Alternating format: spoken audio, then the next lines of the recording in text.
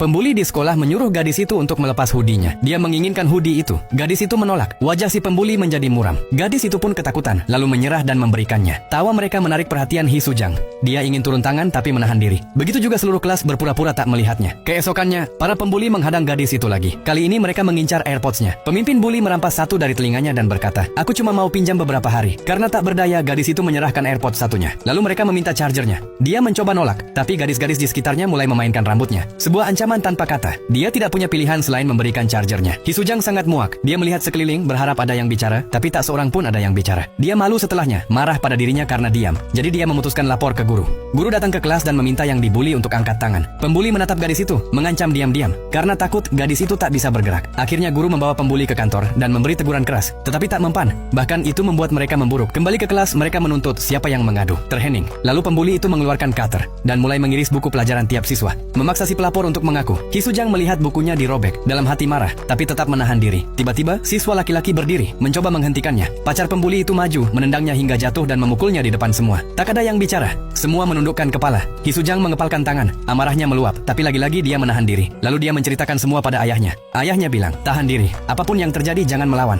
Namun pembuli itu makin parah. Mereka mengguyur gadis korban dengan air es, lalu menutup kepalanya dengan ember dan memukulnya. Itu jadi batas terakhir bagi Hee Soo-jang. Dia berdiri, menatap lurus si pembuli dan menyuruhnya untuk keluar. Seluruh kelas terkejut. Semua berlari ke jendela untuk nonton. Di luar, Hee Soo-jang membanting pembuli itu ke lumpur. Yang lain ikut menyerang, menendangnya. Tapi dia tidak mundur. Pembuli itu berhasil lolos, mengambil batu dan melemparkannya ke Hee Soo-jang. Mengira dia sudah menang. Dia tersenyum. Namun, luka di kepala Hee Soo-jang sembuh seketika tepat di depan mata mereka. Terkejut, pembuli itu menyerang lagi. Hasilnya sama. Lukanya sembuh dalam sekejap. Akhirnya dia sadar. Hee Soo-jang bukanlah orang biasa. Ia pun jatuh ketakutan. Pacarnya datang membawa tongkat baseball, mengayunkan ke arah Hee Soo-jang. Dia menghantam batu ke kaki, merebut tongkat dan melawan balik. Pada akhirnya Hee Soo-jang dituduh sebagai penyerang tunggal. Saat pemeriksaan medis, dia tak punya satupun luka terlihat, sementara yang lain penuh memar. Ayahnya harus menjual rumah hanya untuk membayar ganti rugi. Dan tindakan keadilannya tak membuat satupun berterima kasih. Sebaliknya, teman-teman yang dia lindungi mulai menjauhinya. Tak lagi menyebutnya pemberani, tapi berbisik-bisik di belakang, memanggilnya monster.